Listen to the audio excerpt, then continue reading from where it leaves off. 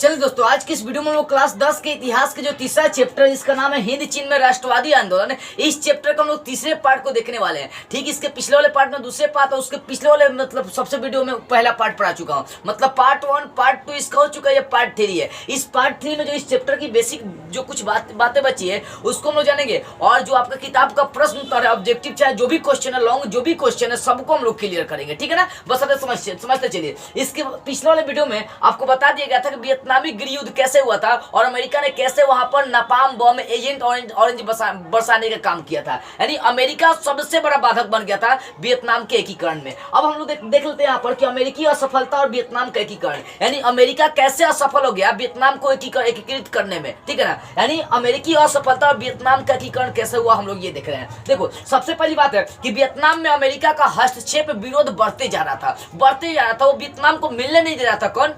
America. ठीक है ना। उसके बाद देखो, तो ये नजारा किसके सामने आएगा? पूरा अंतरराष्ट्रीय लेवल की समस्या बन गई थी कि अमेरिका बहुत बड़ा बाधक बन रहा है वियतनाम के एकीकरण में। और वहां बम से लेकर बहुत बड़का बम बरसा रहा है, ऐसा बम बरसा रहा है जो लोगों के त्वचा से चिपक कर उसको जला देने का काम कर रही है। समझ हुआ? तो ये घटना पूरे नजारा का दुनिया के सामने आ गया था और दुनिया ने अमेरिका क्या करने लगा? विरोध करने लगा। लेकिन अमेरिका डरने वाला किसी से नहीं था। ठीक है ना। तो अमेरिका कुछ ऐसे काम करते जा रहा था जिसका विरोध करने के लिए पूरी दुनिया रेडी हो चुकी थी और सारी दुनिया मना भी कर रही थी अमेरिका को, लेकिन ये ससुरी मान नहीं रहा था। फिर उसी समय एक और घटना सामने आती है, माई ली गांव की घटना सामने आती है। अब बोलेंगे ये कौन सा घटना भाई? देखो, माई ल्यू घटना ये दक्षिणी वियतनाम का एक गाँव था। मतलब माई ली गाँव जो है ना, ये दक्षिणी वियतनाम का एक गाँव था। इसमें अमेरिका ने क्या किया था मालूम है?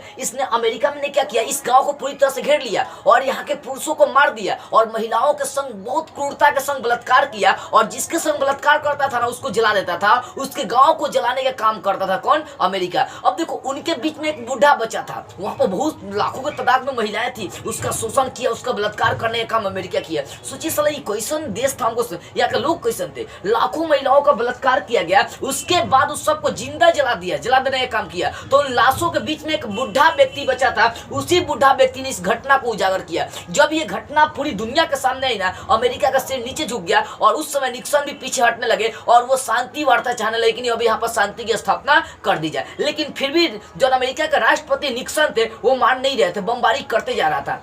यानी माई ली गांव की जो घटना है, ये आपके एग्जाम में पूछता है कि माई ली गांव की जो घटना है उसको लिखे, तो क्या लिखेंगे? लिखेगा यह गांव दक्षिणी वियतनाम का एक गांव पड़ता है। इस गांव को अमेरिका ने घेर लिया था और इसमें पुरुषों को मार दिया गया, महिलाओं के संग बलात्कार किया गया और महिलाओं को जिंदा जला दिया गया, उसके गाँव को पूरी तरह से जला दिया गया। जब ये घटना पूरी दुनिया के सामने आती है, समझ में, देखो इस महिलाओं को क्या करेगी? बलात्कार करके उनको जला दी गई और उन्हीं लाशों के बीच में एक बुढ़ा व्यक्ति बचा रहता है जो इस घटना को उजागर करता है और सभी लोगों को बताने का काम करता है। जब ये घटना पूरी दुनिया को मालूम चलती है तो अमेरिका के जो राष्ट्रपति उस समय थे 1971-72 की बात करें, निक्सन, वो शांति वार्ता चाहने लगे और शांति स्थापित करने के लिए उन्होंने एक योजना बनाई जिसका नाम था 5 सूत्री योजना की घोषणा कर दी।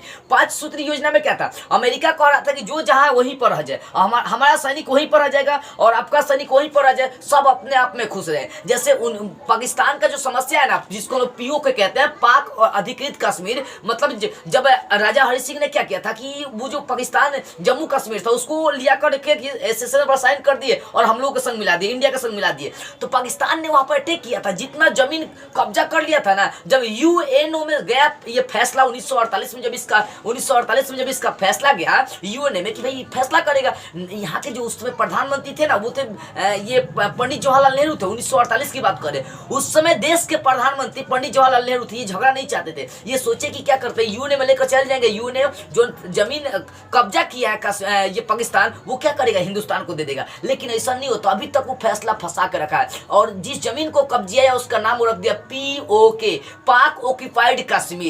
पाकिस्तान मतलब पाक अधिकृत कश्मीर इसको हिंदी में कह सकते हैं। और उसी को लेकर बार बार हम लोग लड़ते रहते हैं, युद्ध होते रहता है। वो हम लोग का अपना जमीन है जिसको POK के नाम से हम लोग जानते हैं। ठीक है, इसको पोक नहीं कह सकता, POK, पाक ऑक्यूपाइड कश्मीर, हिंदी में पाक अधिकृत कश्मीर इसको कही जाती है।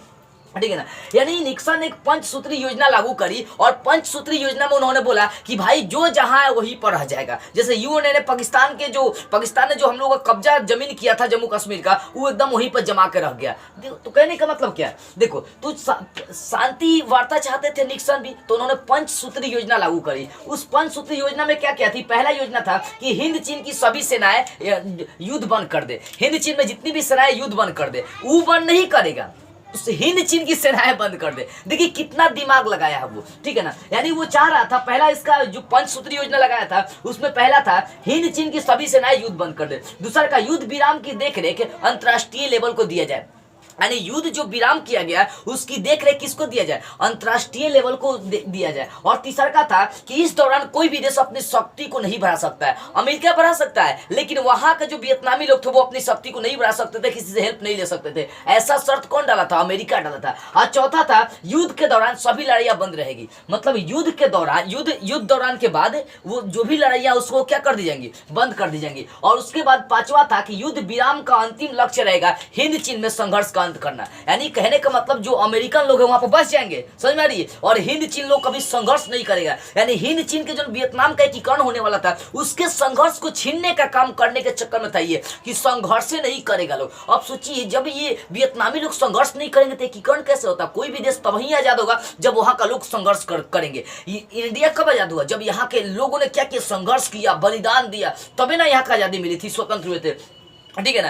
तभी ना यहाँ का एकीकरण हो गया, 565 रियासत को मिलाकर एक विशाल देश बना दिया गया जिसका नाम पड़ा इंडिया। समझ में आ रही बाबू। देखो तो कहने का मतलब ये पंचसूत्री योजना लागू किया जिसमें पहला था कि हिंद चीन की सेनाएं युद्ध बंद कर दे। दूसरा था जो युद्ध विराम की जो घोषणा करी गई है उसका देखरेख अंतर्राष्ट्रीय लेवल के लोग करेंगे। तीसरा का इस दौरान कोई भी देश अपनी शक्ति नहीं बढ़ा सकता। चौथा युद्ध के दौरान सभी लड़ाइयां बंद रहेगी। और पांचवा इस युद्ध का मतलब इस युद्ध विराम का अंतिम लक्ष्य रहेगा कि हिंद चीन के लोग संघर्ष नहीं करेंगे। ये पंचसूत्री योजना थी। अब इसको क्या किया गया, वियतनामी लोगों ने नकार दिया, बोला कि नहीं हम इसको अस्वीकार करते हैं। जब वियतनामी लोगों ने अस्वीकार कर दिया तो अमेरिका जानते हैं फिर वहां पर बमबारी करना स्टार्ट कर दिया, पूरा बम चलाने लगा, लोगों को तंग करने लगा। फिर जब अमेरिका पर दबाव पड़ा तो फिर क्या हुआ कि निक्सन ने 8 सूत्री योजना लागू करी। 8 सूत्री योजना में इसी में 8 को दिया होगा, ठीक है ना। तो 8 सूत्री योजना लागू करी तो इसको भी वियतनामी लोगों ने क्या किया, नकार दिया। तो फिर अमेरिका बम चलाने लगा। मतलब कहने का मतलब जो अमेरिका का बात नहीं माना तो उस पर फिर क्या करने लग रहा था, बम चलाने लगा। लेकिन फिर भी वियतकांग के जो लोग थे, जो राष्ट्रीय दल चाहे राष्ट्रीय मुक्ति जो दल था जिसको वियतकांग कहते हैं, इन्होंने संघर्ष करती रही, जिद नहीं छोड़ी। ये लोग भी हार नहीं माने, बोले कि तू कितना बम चला, हम लोग दक्षिणी वियतनाम को उत्तरी वियतनाम से मिलाकर रखेंगे। और उत्तरी वियतनाम भी चाह ही रही थी, वो भी संघर्ष कर ही रही थी, ठीक है ना। तो 23 फरवरी 1973 को पेरिस में क्या हुआ, वियतनाम में युद्ध समाप्ति के लिए समझौता कर दिया गया क्योंकि अमेरिका पर दबाव बन रहा था, प्रेशर बन रहा था कि तू युद्ध बंद कर। सबसे बड़ा बाधक अमेरिका ही बना बैठा था, समझ में आ रही है। तो 27 फरवरी 1973 को पेरिस में एक सम्मेलन बुलाया गया और उस सम्मेलन में वियतनाम में युद्ध समाप्त कर दी गई। और आते आते 1975 में उत्तरी वियतनाम और दक्षिणी वियतनाम को मिलाकर एकीकृत कर दिया गया। यानी वियतनाम का एकीकरण कब हुआ, 1975 ईस्वी में वियतनाम का पूरी तरह से एकीकरण कर दिया गया। पूछता भी वियतनाम का एकीकरण कब हुआ था, 1975 में। तो वियतनाम के एकीकरण में बड़ी समस्याएं आई हैं। आज सब समस्या खड़ा करने वाला कौन था, अमेरिका था। कहीं नहीं मिलता क्या होगा, अपने भी खुद मतलब यहाँ जब वो हस्तक्षेप कर रहा था ना अमेरिका, तो वहां की जो अर्थव्यवस्था थी अमेरिकन, वो सब गिरने लगी। मैं आपको बता रहे 2.55 अरब डॉलर खर्च किया था यहाँ पर, समझो कि बुआ वो कितना वो पैसा अपने देश में लगाता तो कहां से कहां अमेरिका पहुंच जाता। तो कहीं ना कहीं वो दूसरे देश को बर्बाद करने के चक्कर में अमेरिका अपने देश की अर्थव्यवस्था को डोलमोल कर दिया था, कमजोर कर दिया था। समझ में आ रही है। तो ये आपको समझ में आ गई होगी कि ये कैसे एकीकरण हुआ 1975 में वियतनाम का। और माई ली जो गांव की घटना थी भी आपको समझ में आ गई होगी। तो इस तरह से आपका इस चैप्टर की जो भी बेसिक बात है वो क्लियर हो गई। अब हम लोग इसके प्रश्न उत्तर पर देखेंगे। चलिए इसके प्रश्न उत्तर को हम लोग देखते हैं। देखो किताब खोलिए और इसके प्रश्न उत्तर शुरू से मैं आपको ऑब्जेक्टिव से लेकर सब क्लियर करा दे रहा हूं ताकि कहीं दिक्कतों का सामना नहीं करना पड़े, ठीक है। देखो सबसे पहले हम लोग आते हैं, इसका क्वेश्चन देखते हैं, ऑब्जेक्टिव में स्टार्ट करते हैं। बोला हिंद चीन में कौन से देश आते हैं, तो बताया गया था लाओस, कंबोडिया और वियतनाम आते हैं। तो ऑप्शन आपका सही हो जाएगा, सी सही हो जाएगा, कंबोडिया, वियतनाम, लाओस। अब 2 नंबर है अंकोर वाट का मंदिर कहाँ स्थित है, तो बता दिया गया कंबोडिया में। हिंद चीन पहुंचने वाले प्रथम व्यक्ति कौन थे, पुर्तगाली थे। हिंद चीन में बसने वाले हिंद चीन में जो भी फ्रांसीसी लोग बसते थे ना उसको कोलोन कहा जाता था। फ्रांसीसी लोग हिंद चीन में जो बसे थे उसको कोलोन कहा जाता था, याद रखिएगा। तो हिंद चीन में बसने वाले फ्रांसीसी क्या कहे जाते हैं, कोलोन कहे जाते हैं। नरोत्तम सिन्हा कहाँ के शासक थे? नरोत्तम सिन्हा कहाँ के शासक थे? तो बता दिए कहाँ के, कंबोडिया के शासक थे। ऑप्शन मान लीजिएगा कंबोडिया। अगला देखिए 6 number, the history of the loss of Vietnam.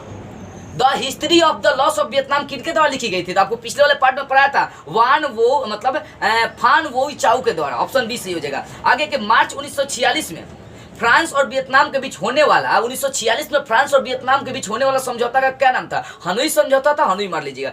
किस कवि दार्शनिक ने, किस प्रसिद्ध दार्शनिक ने एक अदालत लगाकर अमेरिका को वियतनाम युद्ध के लिए दोषी करार दिया था? किसने? रसेल ने। अभी तो मैं इसके पिछले वाले पार्ट में आपको समझाया था। अगला देखिए, हिंद चीनी क्षेत्र में अंतिम युद्ध समाप्ति के समय अमेरिका के राष्ट्रपति कौन थे? तो अमेरिका के राष्ट्रपति कौन थे? निक्सन थे। अभी तो बता रहे हैं। हुआ आंदोलन किस प्रकृति का? तो धार्मिक क्रांतिकारी या क्रांतिकारी धार्मिक प्रकृति का। ऑप्शन आपका ड सही हो जाएगा, अंतिम वाला। उसके बाद रिक्त स्थान वाला क्वेश्चन है। बोले कि 12वीं शताब्दी में राजा कौन थे वहां पर कंबोडिया में? देख सकते हैं। तो राजा सूर्य वर्मा द्वितीय थे, यानी 12वीं शताब्दी में राजा सूर्य वर्मा द्वितीय ने डॉट का निर्माण करवाया था। तो अंकोर वाट मंदिर का निर्माण करवाया था। अगला है कि डॉट समझौते ने पूरे वियतनाम को 2 वर्गों में बांट दिया। तो जिनेवा समझौता वियतनाम को 2 वर्गों में बांट दिया।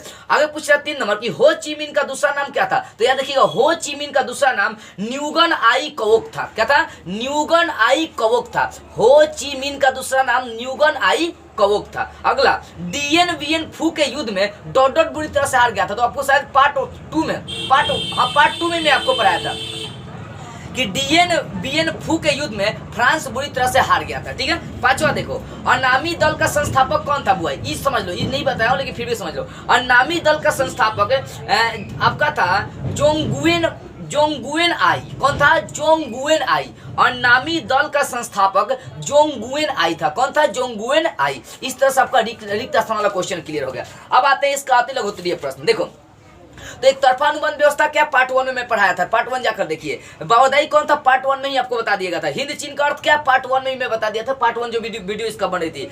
इसका है चौथा, जिनेवा समझौता और कब और किन के बीच हुआ था? ये भी पार्ट 1 में मैं आपको समझा दिया।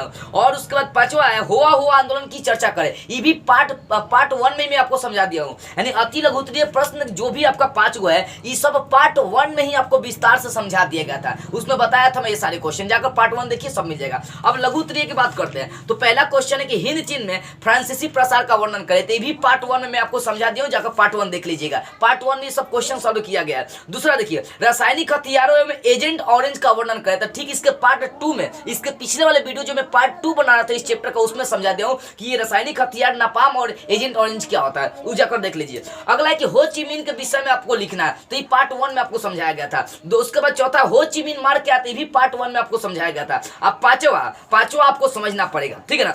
देखो, 5वां है कि अमेरिका हिंद चीन में कैसे घुसा और चर्चा करना है। तो बस आपको लिखना है कि अमेरिका चाहता था कि हिंद चीन में अपना प्रभाव बनाए, लेकिन अमेरिका का वहां पर कोनो लॉ फूस नहीं लग रहा था। खासकर कंबोडिया के शासक नरोत्तम सिन्हा अमेरिका को घुसने नहीं दे रहे थे, जिसके कारण से अमेरिका गुस्सा हो गया और बमबारी करने लगा। और वियतनाम के एकीकरण में सबसे बड़ा बाधक अमेरिका ही बन गया था। समझ में आ रही हुआ? तो क्या लिखेगा? लिखना है कि अमेरिका हिंद चीन में व्यापार के माध्यम से घुसा था, लेकिन उसका कोई वहां पर वर्चस्व नहीं बन रहा था, कोई उससे व्यापार नहीं करना चाहता था, जिसके कारण से वो अमेरिका ने क्या किया, वहां पर हमले किया और वहां के सारे देशों को तोड़ने का काम किया था। ठीक है ना। इतनी बातें लिखना। तो ये लघु उत्तरीय क्लियर हो गया। अब आते हैं दीर्घ उत्तरीय प्रश्न। सबसे पहला क्वेश्चन है, हिंद चीन उपनिवेश स्थापना क्या उद्देश्य था? ये लघु उत्तरीय दीर्घ उत्तरीय में। तो ये पार्ट 1 में मैं आपको समझा दिया, जाकर पार्ट 1 देख लीजिए। दूसरा है कि माई ली गांव की घटना क्या थी, इसका प्रभाव क्या पड़ा? अभी तो बताया माई ली गांव की घटना क्या थी। तो लिखना है कि यह दक्षिणी वियतनाम का एक गांव पड़ता है। ठीक है, दक्षिणी वियतनाम का गांव पड़ता है। अमेरिकी लोगों ने इस गांव को घेर लिया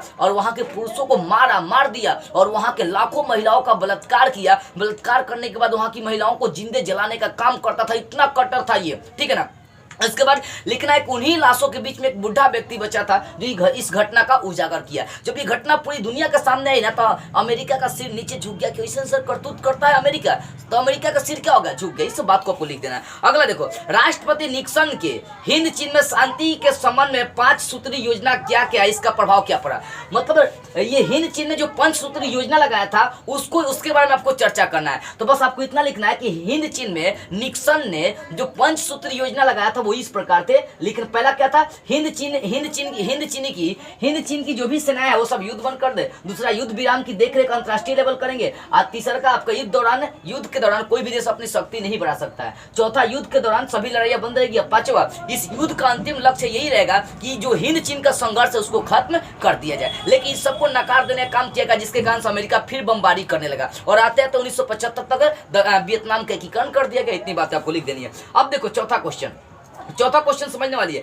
फ्रांसीसी शोषण के साथ साथ उसके द्वारा किए गए सकारात्मक कार्यों की चर्चा करना है। जो फ्रांसीसी लोग हिंद चीन में आए थे, पार्ट 1 में आपको पूरा समझाया गया है कि फ्रांसीसी शोषण के साथ साथ फ्रांसीसी लोग हिंद चीन का शोषण तो करते थे, लेकिन वो सकारात्मक जो अच्छा काम किया उसको भी लिखना। तो बस आपको इतना लिखना है कि जो हिंद चीन में फ्रांसीसी लोगों ने अपना अधिकार जमाया था, राजनीतिक अधिकार जमाया था, वो जनता का तो शोषण कर रहे थे, लेकिन नई नई टेक्निक ला रहे थे, हर तरह से विकसित करने का काम कर रहे थे। और वो जातिवाद की भावना मिटाकर एक ही तरह की चीजों को, एक ही धर्म को अपनाना चाहते थे, जिसका विरोध वहां के लोगों ने किया था। बस फ्रांसीसी लोग यही चाहते थे कि हमारा संस्कृति, हमारा भाषा, हमारा पढ़ाई लिखाई अपना ले, लेकिन वहां के लोगों ने इसका डटकर विरोध किया, जिसके कारण से उसकी सरकार कमजोर पड़ गई और फ्रांस को जापान से मदद लेनी पड़ी। जब फ्रांस जापान से मदद लेने लगा तब अमेरिका ने क्या किया, जापान पर बम गिराया और उसको पूरी तरह से तहस नहस कर दिया। जापान को फिर वापस जाना पड़ा। ठीक है ना, इस तरह से फ्रांसीसी लोग क्या हुए, कमजोर पड़ गए। और उसी समय हो ची मिन ने क्या किया,